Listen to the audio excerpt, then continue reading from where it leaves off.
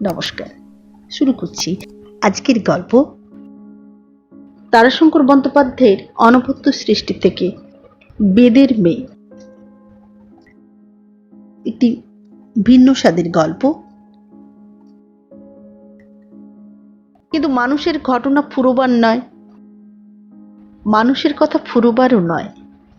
তাই জীবনের শেষ ভাগে তারাশঙ্কর বন্দ্যোপাধ্যায় কাত্যায়নী প্রসঙ্গে লিখেছেন, মানুষ সম্পর্কে এবং ঘটনা সম্পর্কে আমার স্মৃতিশক্তি খুব তীক্ষ্ণ।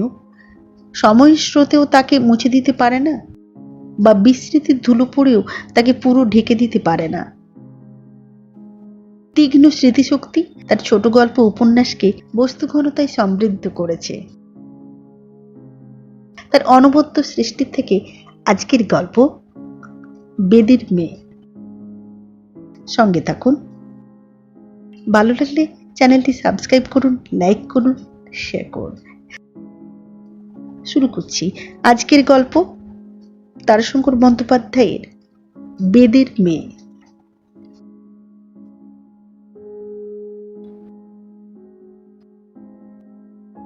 দারোগা বললেন, এ তুই কি করলি বলতো? কি করব, নইলে যে ভোলাকে তোমরা ধরে ফেলতে। সিবি বেদিয়ানির মুখে হাসি খেলে গেল। হ্যাঁ, খেলেই গেল। এমনভাবে চকিত ঠোঁটের দুটি পাশ ঈষৎ বিকশিত হওয়া ও সঙ্গে সঙ্গে বেঁকে উল্টে যাওয়া এবং পরক্ষণেই মিলিয়ে যাওয়া, একে খেলে যাওয়া ছাড়া আর কিছু বলা যায় না। এমন একটা ভালো লোক, তাকে। দারোগা আক্ষেপের গভীরতার জন্য কথা শেষ করতে পারলেন না। সিবিও এবার বিষণ্ণ হলো। একটা দীর্ঘ নিঃশ্বাস ফেলে চুপ করে রইল। নীরবে সে অপরাধ যেন স্বীকার করলে। মাথা হেঁট করে হাজতের মাটির উপর নখের দাগ কাটতে লাগলো।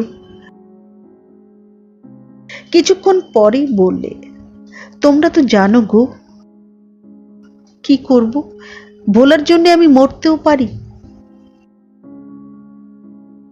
দারোগা বাবু হাসলেন, বললেন, জানি, কিন্তু এতটা জানি না। ঝিকমিক করে উঠল সিবির ছোট চোখ দুটো। বেদিয়াদের মেয়ে সিবি, এখানকার বিখ্যাত চোর চন্দর বেদিয়ার ভাগ্নির মেয়ে। 3 পুরুষ আগে, অর্থাৎ চন্দর বেদিয়ার বাপ দলের সঙ্গে এদিকে এসেছিল। তারপর এক বিচিত্র ঘটনার সংঘটনে এখানে থেকে গিয়েছিল। চন্দরের বাপের হয়েছিল অসুখ, কঠিন কোনো আগন্তুক ব্যাধি, অর্থাৎ কোনো কঠিন ব্যাধির আকস্মিক আক্রমণে দেহে মৃত্যু লক্ষণ ফুটে উঠল। বেদেরা তাকে ফেলে দিয়ে চলে গেল ভোর রাত্রে। খুব প্রত্যুষে বেড়াতে বেরিয়েছিলেন রমন গুপ্ত মহাশয়। চন্দরের বাপ মোহনকে ওইভাবে পড়ে থাকতে দেখে আতঙ্কিত হয়ে কয়েক পা পিছিয়ে এলেন তিনি। 2 দিনের রোগ ভোগে সবল সমর্থ দেহখানার উপর রোগের শোষণ বা নিষ্পেষণের লক্ষণ বিশেষ ছিল না। গুপ্ত মহাশয়ের মনে হলো কেউ বোধহয় কাউকে হত্যা করেছে।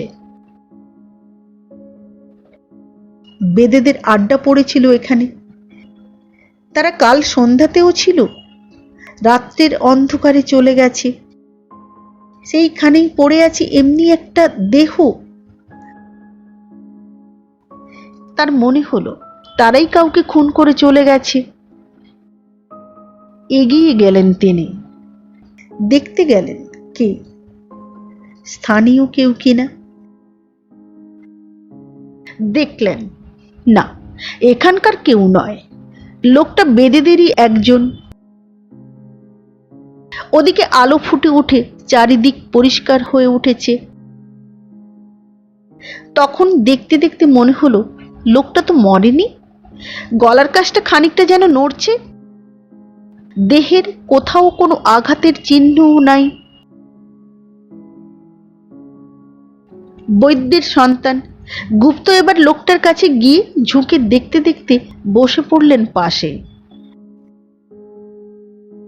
আরো কিছুক্ষণ দেখে হাত তুলে নিলেন হাতের মধ্যে। চন্দরের বাপ বেঁচে উঠল। গুপ্ত বাড়িতে লোক পাঠিয়ে ঔষধের বাক্স আনিয়ে নাকে কানে অঙ্গের সন্ধিস্থলে ঔষধ দিয়ে কিছুক্ষণ দেখে ওকে বাড়ি এনে তুললেন।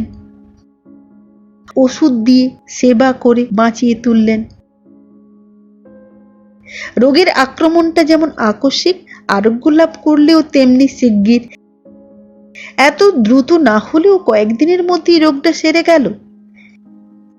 কিন্তু রোগের আক্রমণে যা হয়নি, রোগমুক্তির পর তাই হলো। শরীরটা কয়েকদিনের মধ্যেই ভেঙে পড়ল। গল্পের কাটা গাছের মতো অবস্থা হলো। তীক্ষ্ণধার অস্ত্রের গল্পে শোনা যায়, গাছটাকে কেটেছিল এক অস্ত্রবিদ দুর্লভ অস্ত্র দিয়ে। এমনি অস্ত্র যে গাছটা কেটে গেল, কিন্তু পড়ল না, ক্রমে শুকিয়ে গেল। তখন লোকে পরীক্ষা করতে যেতেই গাছটা পড়ে গেল আছাড় খেয়ে। রোগে জীর্ণ হয়েছিল দেহের অভ্যন্তর। রোগ ত্যাগের পর সেই জীর্ণতা দেহের বাইরে আত্মপ্রকাশ করলে শীর্ণ হয়ে গেল, সে কঙ্কালের মতো শীর্ণ হয়ে গেল। গুপ্তের একটা মমতা জন্মে গিয়েছিল। যে রোগীকে চিকিৎসক মৃত্যুর সঙ্গে যুদ্ধ করে ছিনিয়ে আনেন, সে রোগীর উপর চিকিৎসকের একটা মমতা হয়। বোধ হয় শুভ্র গ্রহের মতন বাঁধা পড়ে যান চিকিৎসক। গুপ্ত ওকে সযত্নে সারিয়ে তুলতে লাগলেন। সুপথ্য বলকারক ওষুধ, কোনো ব্যবস্থার ত্রুটি করলেন না। বেদিয়ার দেহ প্রকৃতির সঙ্গে আজীবন যুদ্ধ করে সে দেহের প্রতি কোষে কোষে উর্বর মৃত্তিকার জলধারণের শক্তির মতো বল ও স্বাস্থ্য সঞ্চয়ের একটা স্বাভাবিক শক্তি ছিল। তার সঙ্গে ওষুধ ও পথ্যের সাহায্য পেয়ে কিছুদিনের মধ্যেই পূর্বের চেয়েও ভালো স্বাস্থ্যে ভরে উঠল তার দেহ। অধিকতর বলে বলীয়ান হয়ে উঠল সে, এবং যাযাবর মানুষটি থেকে গেল এইখানেই। কিছুদিন পর নিজেই কোথা থেকে সংগ্রহ করে আনলে এক সঙ্গিনী, অনাথ ভিক্ষুকের মেয়ে, রোগ জীর্ণ। তাকে এনে এখানে ঘর বাঁধলে সে। গুপ্ত তাকে চাষের কাজ শিখিয়ে চাষে লাগালেন। সন্তান সন্ততি হলো। বৎসর আষ্টেক পর আবার এলো এক বেদিয়ার দল। সেই দলের দুটি সংসারকে কোন মন্ত্রে ভুলিয়ে জানি না এখানে বাস করে ছোট একটি গোষ্ঠী গড়ে তুললে। বাস, তারপরই আরম্ভ হলো তাদের রক্তের খেলা। রক্তের খেলা বলো, অভ্যাসের ধর্ম বলো, তাই চুরি আরম্ভ হলো। সকলে গুপ্তকে দায়ী করলে। গুপ্তকে মেনে নিতে হলো এ অপরাধ। চন্দরের বাপকে ডেকে বললেন, তোর দায়ে কি আমি দেশ ছাড়ব রে? কেন হুজুর? চন্দরের বাপ হাত জোড়ো করলে। 8-9 বছরের মধ্যেই সে খাস বাঙালি হয়ে গিয়েছে। গুপ্ত বললেন, কেন? তোরা চুরি করে দেশের লোককে উত্ত্যক্ত করে তুললি, আবার কেন বলছিস? আপনার বাড়িতে কখনো চুরি হবে না হুজুর। আপনার বংশ যতদিন থাকবে, আমাদের বংশ যতদিন থাকবে, ততদিন আমাদের কেউ তো করবেই না। অন্য কোনো দলকেও চুরি করতে দেবে না। গুপ্ত হাসবেন কি কাঁদবেন বুঝতে পারলেন না। ওরে হতভাগা, এরপর যে লোকে বলবে সকলের বাড়ি চুরি হয়, আর ওর বাড়িতে হয় না যখন, তখন ওই আছে মূলে। আমাকে যে দেশ ছাড়তে হবে রে। তারপর জেনে শুনে অনেক ধর্মের কাহিনীর অপব্যয় করলেন। চন্দরের বাপ বললে, আর হবে না বাবু, কান মলছি, তোমার পায়ে হাত দিয়ে বলছি। গুপ্ত পা ছুতে দিলেন না, বললেন, থাক থাক। গ্রামের লোককে বললেন, দেখুন, অপরাধ আমার, কিন্তু আপনারাও তো বাদ যাবেন না অপরাধ থেকে।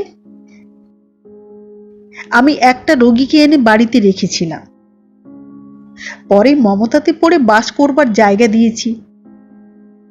আপনারা তাজা বেদিয়ে দেখে বসত করালেন। একে উনুঘুনু, দুয়ে পাট, তিনে গোলমাল, চারে হাট। ও বেটা একা কিছু করতে পারতো না, আর দুঘরকে ও আনলে। আপনারা বসালেন, গোলমাল আপনি বাঁধল। এখন শুভচাঁদ তো তাড়ান ওদের এখান থেকে। আমি নিজে কিছু করতে পারবো না, আশ্রয় দিয়ে তাড়ানো অধর্ম। আপনারা তাড়ান, কিছু বলবো না আমি। বলেও কিন্তু গুপ্ত শেষে বললেন, আচ্ছা এবারের মতো দেখুন। দেখতে দেখতে একটা পুরুষই কেটে গেল। এর মধ্যে ওরা বার কয়েক জেলেও গেল।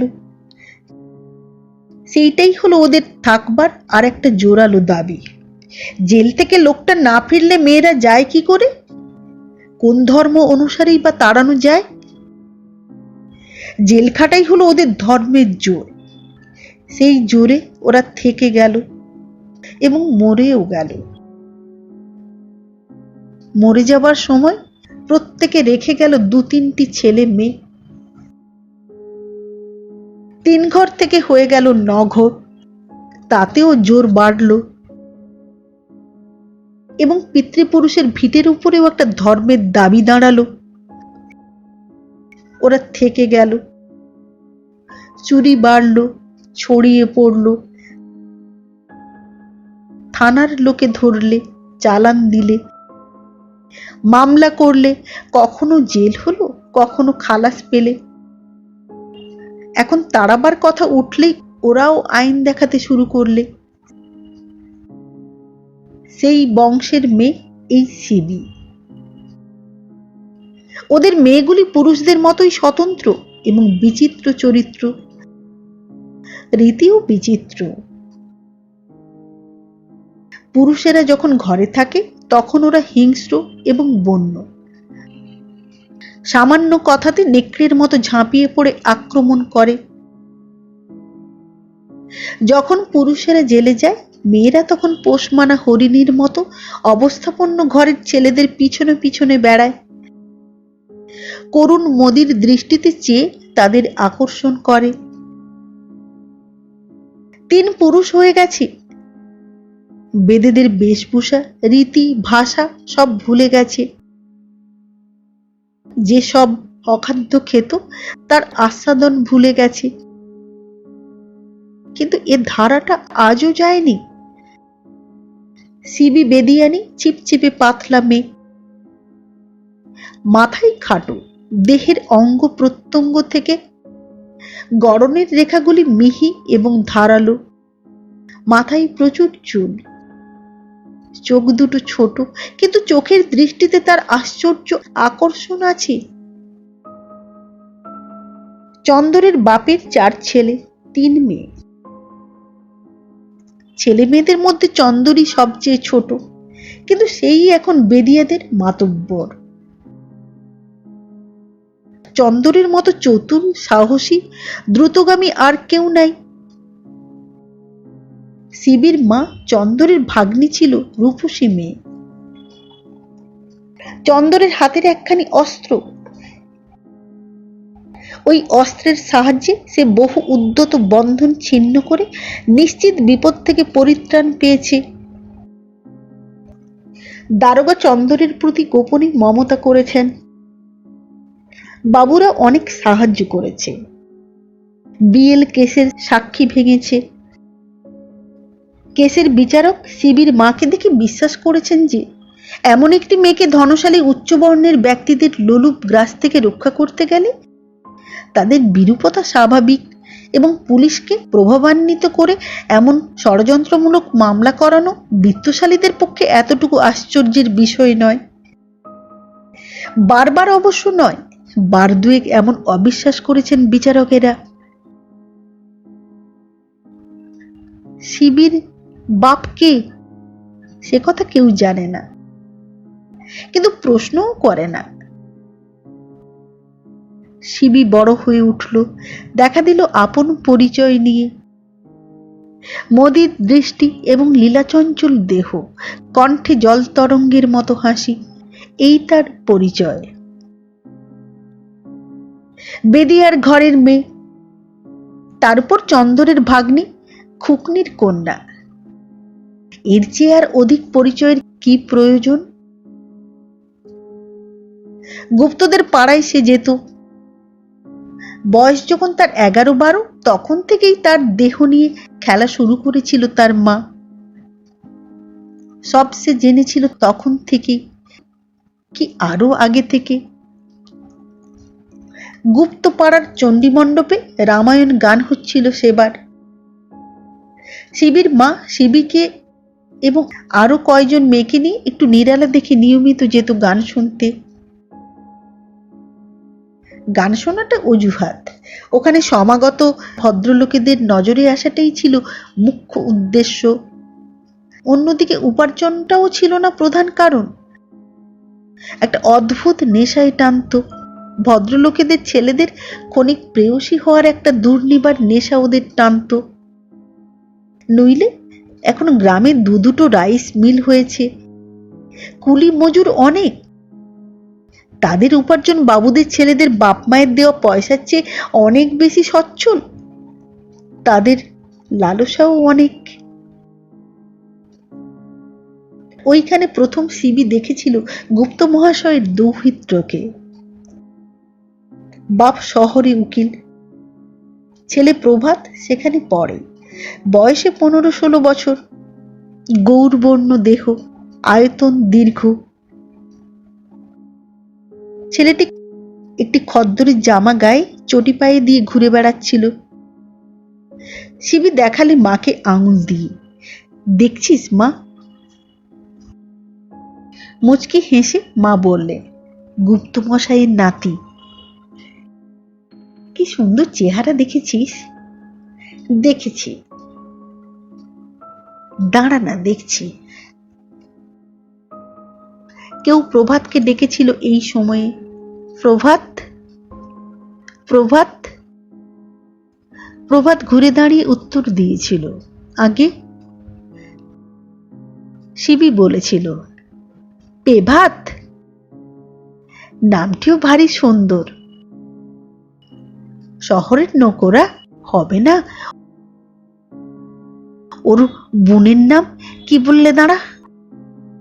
বেশ, নামটি মঞ্জু। হ্যাঁ, মনে পড়েছি, মঞ্জুলিকা। প্রভাত এই সময়ে বাইরে গিয়েছিল কি কাজে। শিবির মা শিবিকে ঠেলা দিয়ে উঠিয়ে দিল, ইশারা করে বলে দিলে, যা যা। শিবি উঠে চলে গেল প্রভাতকে অনুসরণ করে। প্রভাত দাঁড়িয়েছিল মুক্ত বাতাসে, চণ্ডীমণ্ডপের জনতার মধ্যে গরমে হাঁপিয়ে উঠেছে। শিবি অনেকক্ষণ দাঁড়িয়ে রইল। প্রভাত লক্ষ্য করে একটু সরে গেল। ভাবলে কোনো মেয়ে ছেলে বাইরে এসেছে কোনো প্রয়োজনে। বাবু? প্রভাত গ্রাহ্য করলে না। অনুমানই করতে পারেনি সে যে মেয়েটি তাকেই ডাকছে। বাবু? এগিয়ে এলো শিবি। কে? কি? একটা বিড়ি দাও না বাবু। বিস্ময়ের অবধি রইল না প্রভাতের। বললে, কে তুমি? আমি শিবি। শিবি কে? ওই বেদে পাড়ায় আমার বাড়ি। দাও না বাবু একটা বিড়ি। বিড়ি? বিড়ি তো আমি খাই না। ও মা গো, বেটার ছেলে, জোয়ান ছেলে, বিড়ি খাও না? প্রভাত এবার হতভম্ব হয়ে গেল।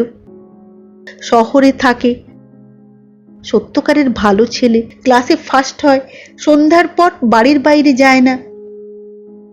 এমনি ভাবে নির্জনে রাতে একটা মেয়ে এইভাবে কথা বলতে পারে, এ তার কল্পনার বাইরে না হলেও মুখোমুখি দাঁড়িয়ে সহ্য করতে পারলে না সে। তার ভয় হলো, শরীর কেমন কেঁপে উঠল, কোনো কথা সে বলতে পারলে না। মেয়েটা আরো একটু এগিয়ে এসে বললে, পয়সা দাও না বাবু, বিড়ি কিনে আনি। চলো ওই ঘাটে বসে খেয়ে দেখবে। প্রভাত এবার প্রায় ছুটে চলে গেল চণ্ডী মণ্ডপের ভিতর। শিবি এটা কল্পনাও করতে পারেনি পাড়াগাঁয়ের ছেলেরা এর চেয়ে অনেক চালাক, অনেক শক্ত।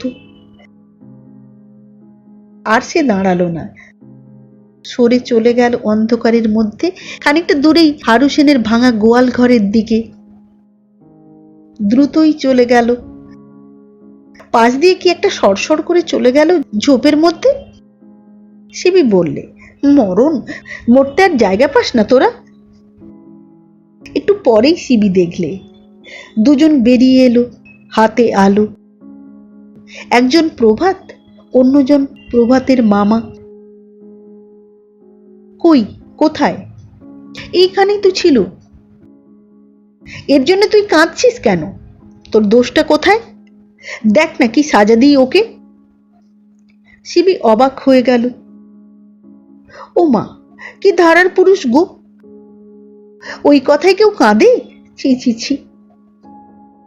শিবির লজ্জা হলো, একটা দীর্ঘ নিঃশ্বাসও ফেললে। দুঃখ হলো তার, কেন হলো খতিয়ে দেখলে না। কিন্তু মনটা কেমন তেতো হয়ে গেল। সে ভাঙা ঘরের পাশ দিয়ে গিয়ে একটা পুকুরের ভিতর নেমে পড়ল। জলের ধারে ধারে পাড়ের আড়াল রেখে নিঃশব্দে চলে গেল নিজেদের পাড়া। চন্দরকে বললে, ওরা খোঁজ করতে আসবে লাগছে। চন্দর বললে, আসবে আসবে, বলবি বাবুই আমাকে ইশারা করে ডেকেছিল। না কর্তা দাদা, ছেলেটা কেঁদে ভাসিয়ে দেবে, নয় গলায় দড়ি পড়ি দেবে। আমি তোমার মাচানে উঠে বসে রইলাম, এলে বলো। সে তো সকাল থেকে ঘরে নাই, কুটুম বাড়ি গিয়েছে। চন্দর বললে, ও, তোর যে দেখি একেবারে অথই দরদ। খোঁজ হলো। চন্দর তিরস্কার শুনলে, শিবির মাও শুনলে। তারা কিন্তু বাদ প্রতিবাদ করলে না। বললে, এই পায়ে হাত দিয়ে বলছি বাবু, শিবি সেই কাল সোমবার থেকে ঘরে নাই, কুটুম বাড়ি গিয়েছে। তার অনেক দিন পর, বোধ হয় 7-8 বছর পর, শিবি তখন ভোলার সঙ্গে সাঙা করেছে। ভোলা দাগি চোর, জেলখানায় আলাপ চন্দরের সঙ্গে। চন্দরের ছেলে হাবলার প্রাণের বন্ধু হয়ে উঠেছিল। 23-24 বছর বয়স, মুখে বসন্তের দাগ, কিন্তু দুর্দান্ত জোয়ান, আর তেমনি নিষ্ঠুর ও উচ্ছৃঙ্খল। জেল থেকে বেরিয়ে সে একদিন এলো এই বেদিয়ে পাড়ায় হাবলের কাছে। শিবির সঙ্গে আলাপ হলো, মদ খাওয়ালে সে, গল্প করলে ডাকাতির। ভোলা চোর নয়, ভোলার ডাকাত। সাহসের কথাই সে বললে, সে কোনো কিছুকে ভয় করে না। ভূত প্রেত দানার দৈত্যী পুলিশ দারোগা বাবু মহাজন রাজা মহারাজা কাউকে না। পুলিশ দারোগা বাবু মহাজন রাজা মহারাজা এ নিয়ে কোনো তর্ক উঠল না, উঠল ভূত নিয়ে। হাবল বললে, কত বড় মরদ, কই যাও গিয়ে আমাদের লালুকচাঁদা পুকুরের পাড়ের বট গাছের শির ডালে বেঁধে রেখে এসো দেখি একখানা লাল ন্যাকড়া, দেখি কেমন মরদ। চন্দর বললে, এই দেখো, ওসব তর্কে কাজ কি রে বাবা, ওসব ছাড়ান দে। ভোলা কানেই তুললে না, বললে, বাজি রইল 5 টাকা নগদ, খাসির দাম আর পাকি মদ, দেবে তোমরা বলো? শিবি বলে উঠল, আমি দেবো। এই রইল আমার কানের ফুল, হাতের অঙ্গুটি। কাল কাল তাহলে যাবে, ঠিক রাত দুপুরে। দিনে দেখে আসবে গাছটা। গাছ আমি দেখেছি, আজই এখন উঠছি আমি। দাও লাল গামছা। হাবল বললে, যাক ভাই বন্ধু, ওসব বাঁজা তকে কাজ কি, আমি হার মানছি। চন্দ্র বললে, ভোলানাথ বুড়ো মানুষের কথা শুনতে হয়। ভোলা ছাড়লে না, সে বললে, দাও মদ দুপাত্তর।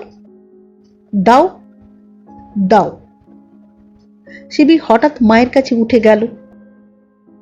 ভোলা মদ্য পান করে উঠে বললে, চললাম তাহলে। কই হে, কোথায় গেলে? চারিদিকে তাকিয়ে সে শিবিকে খুঁজলে। শিবির মা বললে, শুল, বলছে গা ঘুরছে। ভোলা চলে গেল গ্রাম পার হয়ে। নির্জন প্রান্তরে একটা জনহীন পুকুর, চারিদিকে বাঁশ, কয়লা, ছেঁড়া কাঁথা, বালিশ ছড়ানো। তারই মধ্যে দাঁড়িয়ে এক প্রাচীন বট। শাখার পল্লব এমন ঘন যে দিনেও তলায় জমে থাকে ছায়ার চেয়েও গাঢ় কিছু। অন্ধকারই তাকে বলতে হয়। রাত্রে ভীমকায় গাছটাকে দূর থেকে দেখে মনে হয় আকাশের গায়ে ঘন কালো কালবৈশাখী মেঘের একটা পুঞ্জ থমকে দাঁড়িয়ে রয়েছে।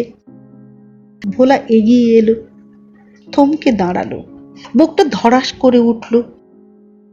গাছটার একটা ডাল দুলছে, গাছটার উপর একটা সাদা মূর্তি একটা ডালে পা রেখে উপরের ডালটা ধরে নাড়ছে। ভোলা চুপ করে দাঁড়িয়ে রইল কিছুক্ষণ, তারপর হাহা করে হেসে উঠে গাছের ডালটা ধরে দোল খেয়ে উঠে পড়ে পাকড়াও করলে শিবিকে। সেই গাছের ডালে বসেই ওদের প্রথম প্রণয়ালাপ। ঘনিষ্ঠ হলো পরস্পর।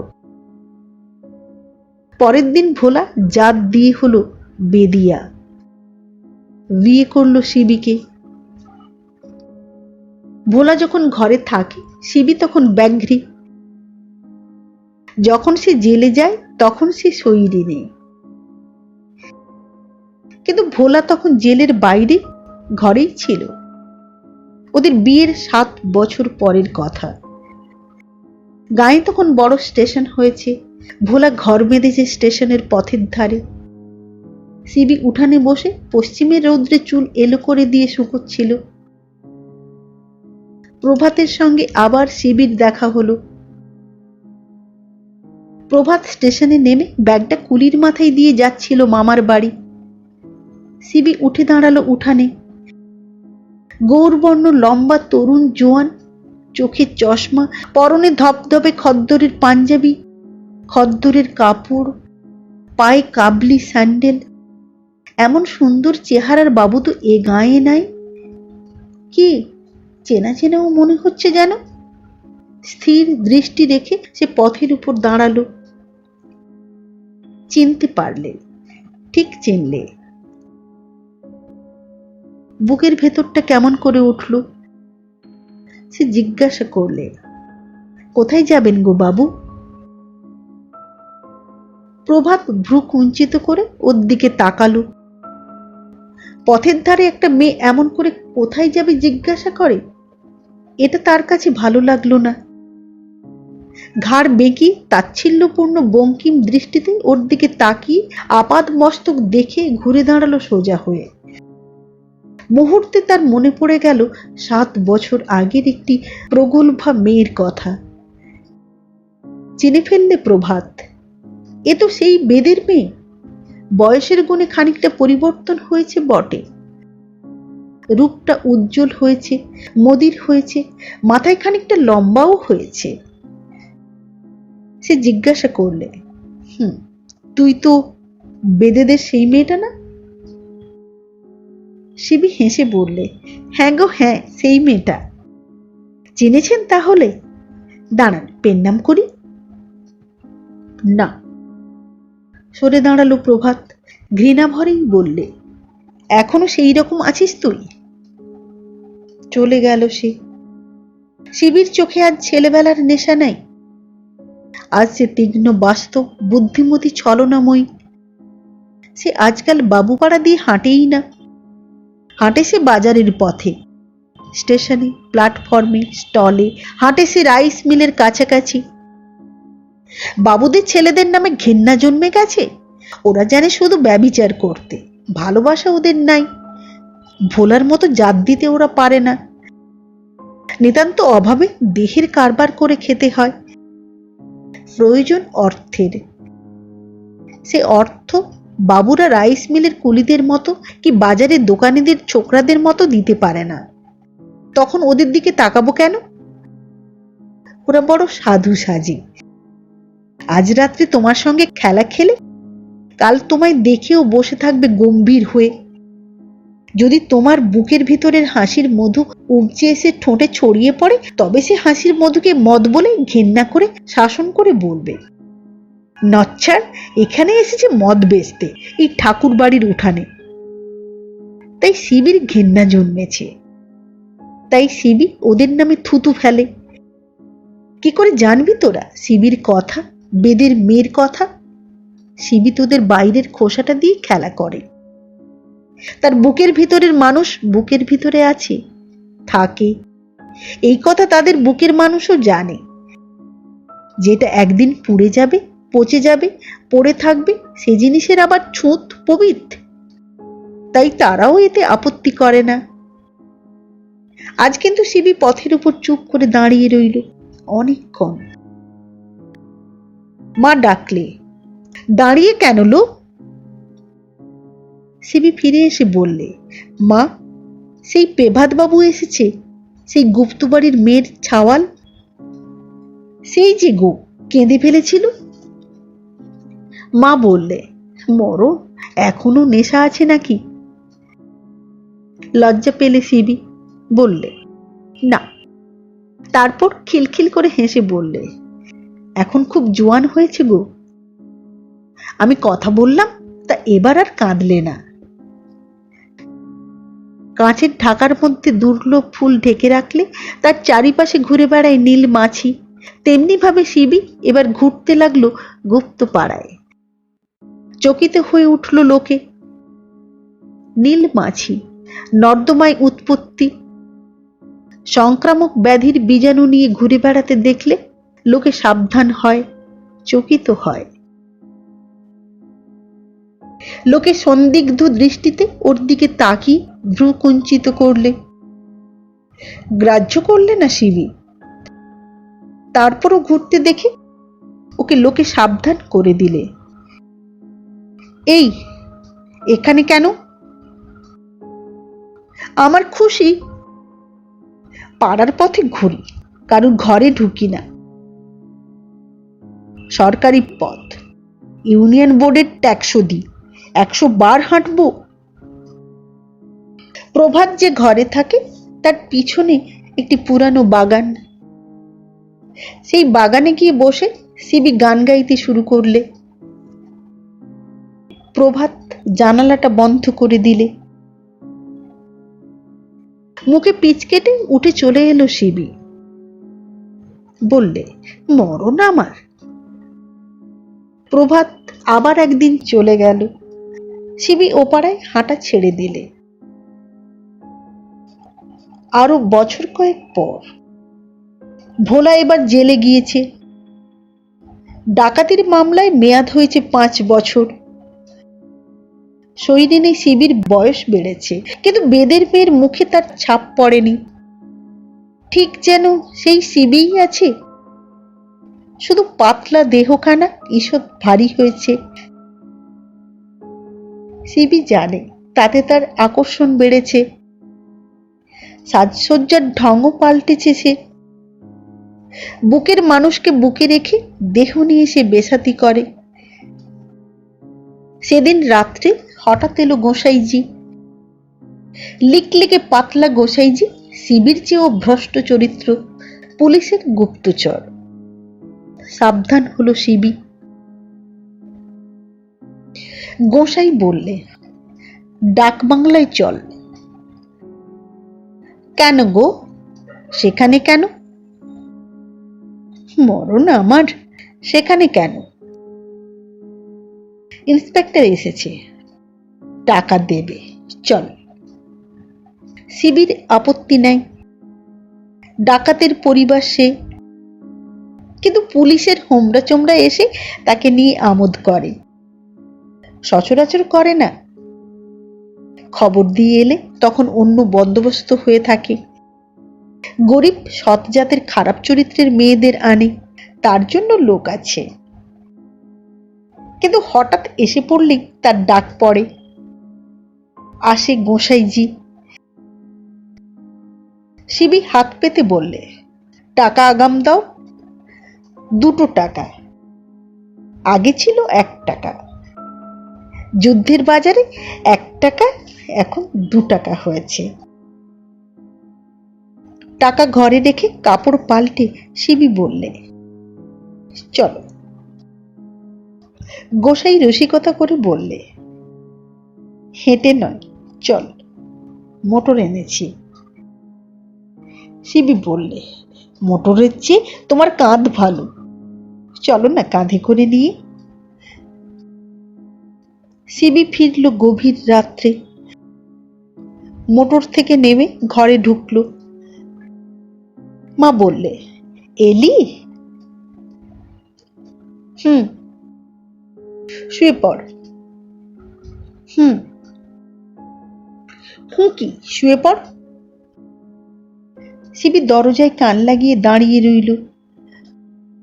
মা উঠে বলল, শিবি, চুপ চুপ। তারপর দরজা খুলে দাওয়ায় বেরিয়ে দাঁড়ালো। কিছুক্ষণ চারিদিকে তাকিয়ে একখানা কালো কাপড় টেনে সর্বাঙ্গে জড়িয়ে বললে, আসছি, চুপ করে শুয়ে থাকো। শিবির মা এরপর আর প্রশ্ন করলে না। তারপর চন্দরের ভাগ্নি খুকনির কন্যা। শিবি আপদ ভেঙে জঙ্গলে জঙ্গলে এসে উঠল গুপ্ত বাড়ির পিছনের বাগানে। ছোট ঢেলানি জানালায় মারতে লাগলো, টুক টুক টুক টুক।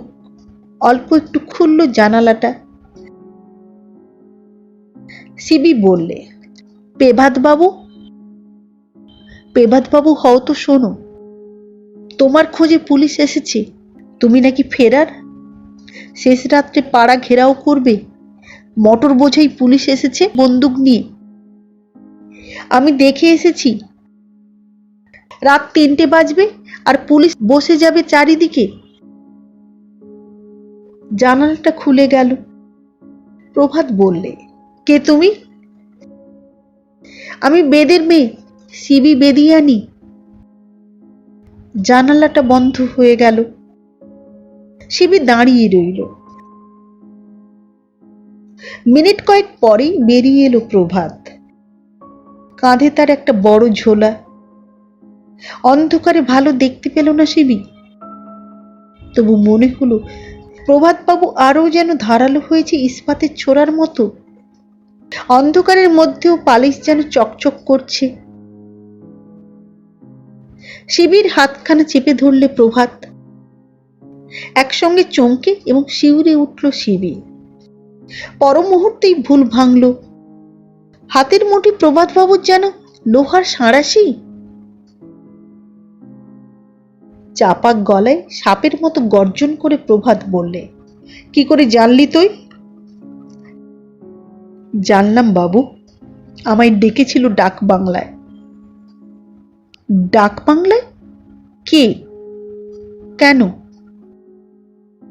বেদের মেয়েকে ডাক বাংলায় থানায় ডাকে বাবু। সরকারি বাবুরা 2-4 জন ডাকে। তারা তোমার মতো গঙ্গা জল খায় না বাবু। আমি মিছে বলি নাই, তুমি পালাও। মিথ্যে বলে নাই, সে প্রভাত জানে। হন হন করে এগিয়ে চলল সে। কিছু দূরে গিয়েই তাকে দাঁড়াতে হলো। মোটর লরির গর্জন উঠে গেছে গ্রামের পথে। শিবি বললে, আমার সঙ্গে এসো। তোর সঙ্গে? হ্যাঁ, এসো। উপায় নাই, সিবির পিছনেই চলল প্রভাত। লরির গর্জন এগিয়ে এলো, থামল। একটা বাঁশি বাজলো, হুইসেল। সিবি বললে, আমার ঘরে ঢোকো। থমকে দাঁড়ালো প্রভাত। স্তব্ধ পল্লী পথ, অনেকগুলো ভারী জুতো একসঙ্গে পড়ছে, তার শব্দ উঠছে ভৌতিক শব্দের মতো। ধুলোয় ভরা গ্রামের পথ, মসমস মসমস। সিবির মা বেরিয়ে দাওয়ায় শুলো। মস মস মস মস শব্দ উঠছে, এদিক থেকে ওদিক যাচ্ছে।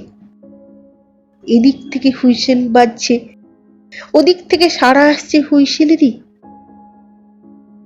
মা মৃদুস্বরে বাইরে থেকে কাশলে। সিবি বললে, চুপ করে বিছানায় শুয়ে পড়ো। বিছানায়? হ্যাঁ। জুতোর শব্দ দূরে চলে গেল। সিবি হেসে বললে, ওরা যদি আসে, যদি দেখে থাকে, তুমি শুয়ে পড়ো, ভেলকি লাগিয়ে তোমাকে উড়িয়ে দিই। ওরা দেখতে পাবে না, খুঁজেও পাবে না। সর্বনাশী বেদের মেয়ের এ সময়েও হাসি, এ সময়েও বিচিত্র রসিকতা। অতি মৃদুস্বরে বললে, বাবু তোমায় দেখাই দেখো, কাউরের ভেলকি বাজি, বেদের মেয়ের ভেলকি খেলা তোমাকে দেখাই দেখো। তুমি শুধু চেয়ে থাকো বেদের মেয়ের মুখের দিকে, চোখে চোখ মিলিয়ে রেখে তুমি শুধু চেয়ে থাকো, দেখাই দেখো। নিজে তুমি সামলে থেকো, তোমায় হারিয়ে দেবো, উড়িয়ে দেব, আকাশে উড়িয়ে দেব। নিজেকে সামাল রেখো, চেয়ে থাকো। প্রভাত সত্যই যেন নেশায় অভিভূত হয়ে পড়েছিল। সিবি অতি ক্ষীণ হিল্লোলে দেহ লীলায়িত করে নাচছে, স্থির হয়ে দাঁড়িয়ে আছে, দেহখানি শুধু এঁকে বেঁকে দুলছে। সিবি সর্বনাশী, প্রভাতে শিউরে সর্বনাশ। আর সে গান গাইছে, রসিকতা করছে। এবারে কাজল পরো, আমার চোখের কাজল নিয়ে, তোমার চোখে কাজল দিয়ে তাকিয়ে দেখো দেখি ফুটলো নাকি, দেখো তো ফুটলো নাকি আকাশের তারাগুলান, হুই আকাশের তারাগুলান ফুল হয়ে ফুটলো নাকি, দেখো দেখি। সংযত করে ফেললে প্রভাত নিজেকে, অগ্রসর হলো সে দরজার দিকে। বাবু? না। বেরিও না বাবু। বললাম না। না। বেরিয়ে না বাবু। না, এখানেও ধরবে, বাইরেও ধরতে। তুমি শুয়ে পড়ো বাবু, আমি তোমাকে ঢেকে শুয়ে পড়বো, নেপ ঢাকা দেব, মাথার চুল ফেলে দেবো বালিশের উপর। মা বলবে ডাক বাংলা থেকে ফিরে আমার কম্প দিয়ে জ্বর এসেছে। না বাবু, বেরিও না। প্রভাতের সমস্ত শরীর যেন ঘৃণায় শিউরে সংকুচিত হয়ে গেল। সে মুহূর্তে ঘরের দরজা খুলে বেরিয়ে পড়ল। বাবু, বাবু! ছুটে বাইরে এলো সিবি। দেখলে প্রভাত মিলিয়ে গেল অন্ধকারের মধ্যে। কয়েক মিনিট পরেই গুলির শব্দ উঠল, ফট ফট, গোলমাল উঠল প্রচন্ড। তার কয়েক মিনিট পরেই আহত প্রভাতকে বয়ে নিয়ে রাস্তা দিয়ে চলে গেল পুলিশের সেপাইয়ের দল। 1942 সাল, তারও কয়েক বছর পর। প্রভাতের গুলি লেগেছিল পায়ে, জানুর মাংস ভেদ করে চলে গিয়েছিল। সেরে ওঠার পর হয়েছিল জেল। এবার শ্রাবণ মাসে নাকি দেশ থেকে সাহেবদের রাজত্ব গেল। রাজত্ব নাকি এখন স্বদেশী বাবুদের। শিবি মধ্যে মধ্যে ভাবে, প্রভাতবাবু তবে কোথায়? তাকে রাজবেশে দেখতে তার স্বাদ হয়। ভোলা জেল থেকে খালাস পেয়েছে, ওই জন্যই পেয়েছে, নইলে মেয়াদের আরো বছরখানেক বাকি ছিল। আজ হঠাৎ দেখা হয়ে গেল শিবির প্রভাত বাবুর সঙ্গে। এমন ভাবে দেখা হবে তা কে জানতো। হাজতের মধ্যে অন্ধকার, বাইরে অমাবস্যা, কালী পুজোর দিন। শিবি একা হাজতের কোণে বসে কাঁদতে লাগলো ফুঁপিয়ে ফুঁপিয়ে। টকটকে রক্ত তার সর্বাঙ্গে এখনো লেগে রয়েছে। ফিনকি দিয়ে প্রভাতের রক্ত তার মুখে এসে লেগেছিল। কালী পুজোর রাত্রে ভোলা ডাকাতি করতে গিয়েছিল এই গাঁয়ে। গ্রামের পশ্চিম প্রান্তে হয়েছে নতুন হাসপাতাল। হাসপাতাল আর ডাক্তারের বাড়ি ছাড়া কাছে পিঠে বাড়িঘর নাই। সেদিন ভোলা নিজে কানে শুনে এসেছিল কালী পুজোর রাত্রে ডাক্তার যাবে মহেশপুরে 10 হাত উঁচু কালীর পুজো দেখতে। সেখানকার বাবুরা নিমন্ত্রণ করে গিয়েছে, তারাই পাঠাবে গাড়ি।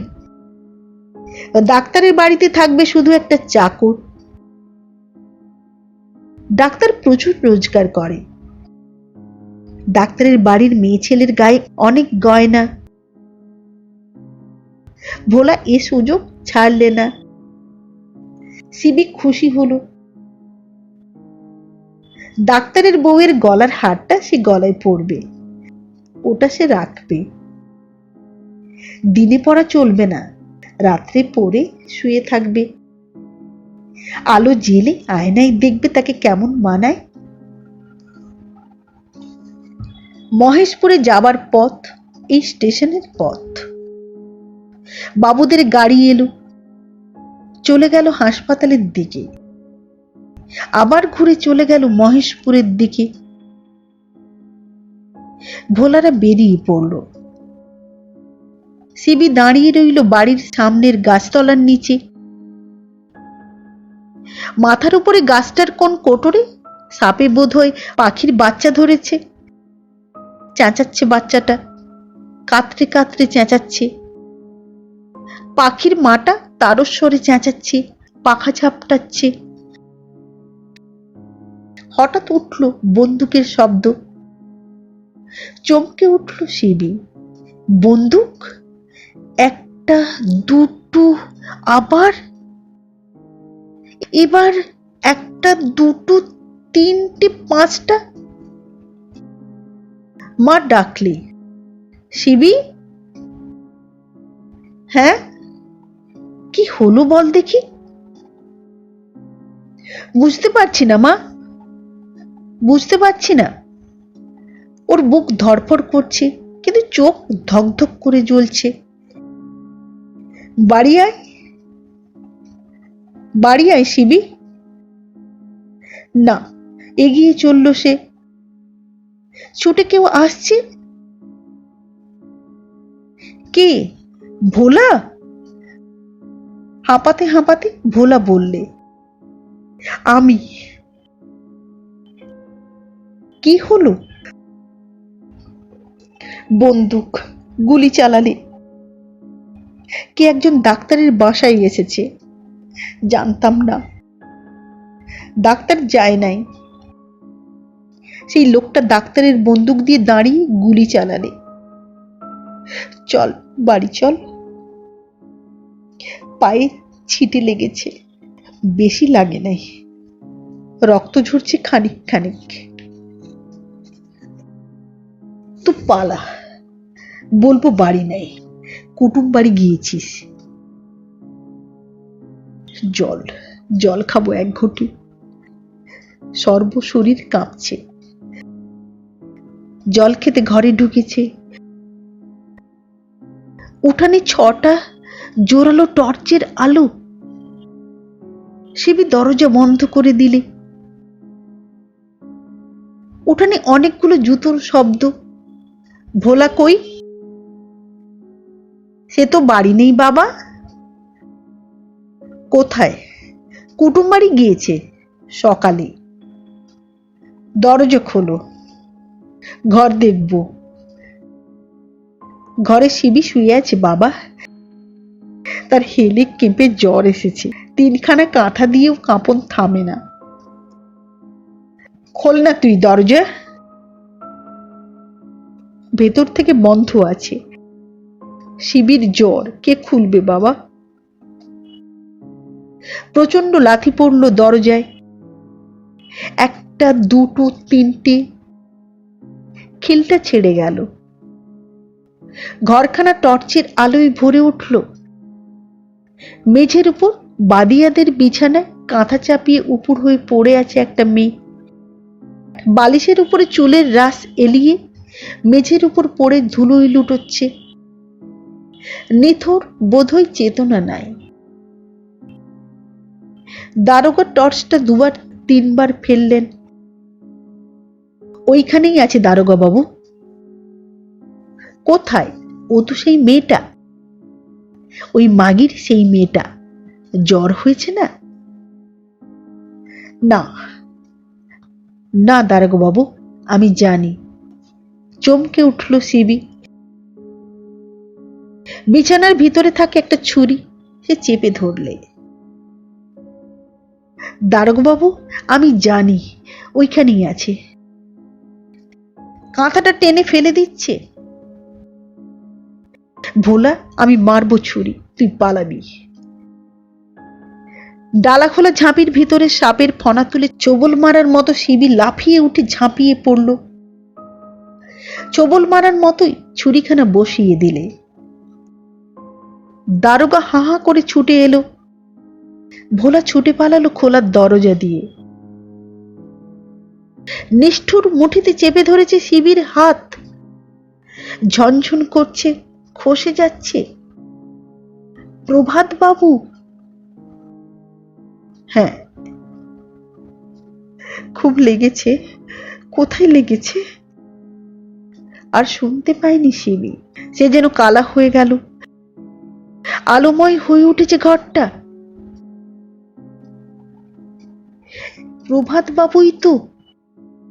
এলিয়ে পড়ে গেল সে। ছুরি যেন সে নিজের বুকেই মেরেছে। হাজতে বসে ফুঁপিয়ে ফুঁপিয়ে কাঁদতে লাগলো সে। ঠোঁটের উপর এখনো লেগে রয়েছে প্রভাত বাবুর রক্ত। রক্ত, লোনা। চোখের জল, তাও লোনা। ঠোঁটের উপর এখনো লেগে রয়েছে প্রভাত বাবুর রক্ত। নমস্কার। বেদের মেয়ে গল্পটি পাঠ করে শোনালাম। পরিবেশনকালীন ভুল ত্রুটি নিজকুনি ক্ষমা করবেন। ভালো লাগলে চ্যানেলটি সাবস্ক্রাইব করবেন, লাইক করবেন, শেয়ার করবেন। আজকের মতো নমস্কার।